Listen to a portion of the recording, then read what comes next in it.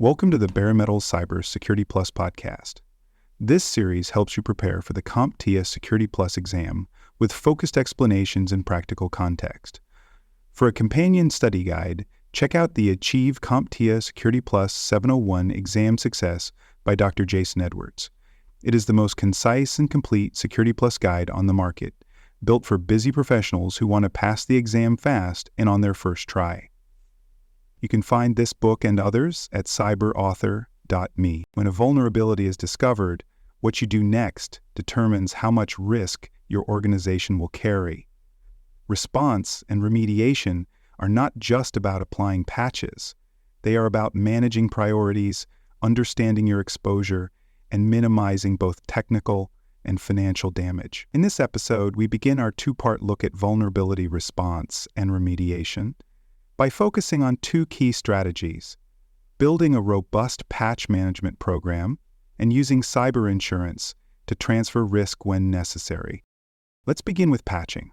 Patching is the process of updating software or firmware to fix bugs, improve performance, or most critically, address security vulnerabilities. Even though patching may seem routine, failing to do it effectively is one of the most common and damaging mistakes in cybersecurity. Attackers often rely on known vulnerabilities that organizations have not yet patched, sometimes months or even years after a fix has been released. So what does an effective patch management program look like? It starts with visibility. You must know what assets you have, what software they're running, and which versions are installed. Without this baseline, you can't track which systems are vulnerable or confirm whether a patch has been successfully applied. Accurate asset inventories are the foundation of every successful patch strategy.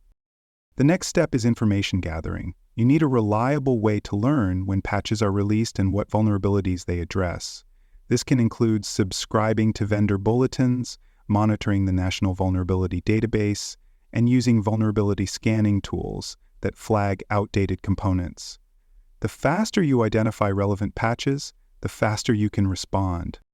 Then comes prioritization. Not every patch needs to be applied the moment it is released. Focus first on high-severity vulnerabilities, especially those that are actively being exploited or that affect systems exposed to the public internet. Prioritize based on risk, impact, and exposure. This is where a well-maintained risk matrix can help you decide what gets patched immediately, what can wait, and what needs to be tested more thoroughly. Speaking of testing, never skip it. Even security patches can break functionality or introduce instability. Before pushing a patch across your entire environment, test it in a controlled setting. Check for compatibility issues, unexpected side effects, and disruptions to essential workflows. A bad patch can be almost as damaging as the vulnerability it was meant to fix. Once tested, patches should be deployed using tools that support automation and reporting. Patch management platforms can push updates across the network, verify installations, and generate logs for compliance and auditing. Automation reduces manual errors, saves time, and helps ensure consistency across systems. Now let's look at some real-world consequences. A well-known example of delayed patching occurred during the Equifax breach in 2017. Attackers exploited a vulnerability in a web application component that had a patch available, but the patch had not been applied. The breach exposed the personal data of over 140 million people and led to hundreds of millions of dollars in damages. A simple patch applied on time could have prevented the entire incident. Contrast that with another organization that detected a critical remote code execution vulnerability in its externally facing application. Because they had a tested patch deployment pipeline, they were able to apply the fix within 24 hours of the patch being released. The system stayed secure, the service remained stable, and the incident response team was never activated. That is the power of a well-executed patch management program. But what happens when patching is delayed for reasons outside your control? What if a system is too critical to risk downtime, or a vendor has not yet released a fix? That's where our second topic comes into play: cyber insurance and risk transfer. Cyber insurance is a financial tool designed to reduce the monetary impact of cybersecurity incidents. While it cannot prevent a breach, It can help organizations recover by covering expenses related to response, legal actions, regulatory fines, and business interruption. Cyber insurance is often used as part of a broader risk management strategy to deal with vulnerabilities that cannot be immediately remediated. A good cyber insurance policy typically covers several categories. These include incident response costs, forensic investigations, breach notification, credit monitoring for affected customers, and even ransomware payments in some cases. Some policies also include coverage for public relations efforts to restore brand reputation.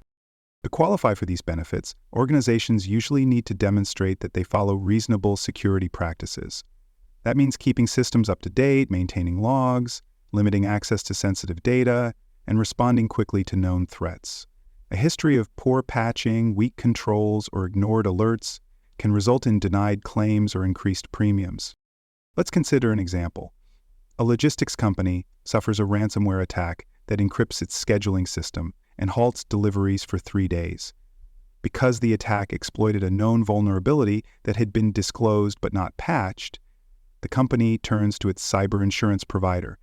The policy covers much of the cost of recovery, including legal assistance, third-party investigations, and temporary business losses. But because the insurer determines that the patch could have been applied weeks earlier, the company's future premiums increase, and its coverage is reduced, unless it can prove improvements in its vulnerability management process. In another case, a healthcare provider experiences a breach involving outdated software from a third-party vendor. The vulnerability is real, but patching is delayed while the vendor develops a fix. In the meantime, attackers gain access to protected health information. Thanks to their cyber insurance, the organization receives funds to support breach notification. Although the event still causes disruption, the financial shock is softened. Insurance helps the organization recover while it works to improve internal and vendor patching practices. Cyber insurance should not be seen as a replacement for good security. It's not a get-out-of-jail-free card. It's a safety net meant to catch you when technical defenses fall short.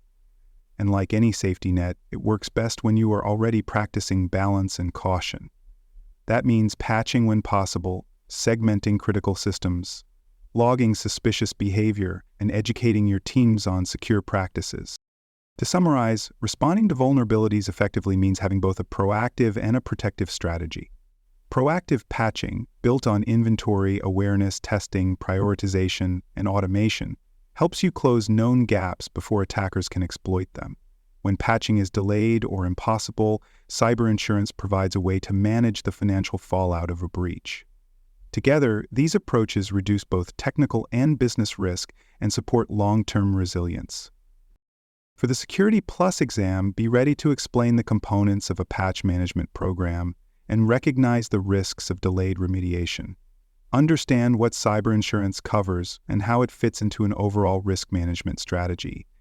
You may see scenario questions where you have to decide between patching, isolating, or transferring risk, and choose the best course of action based on given conditions.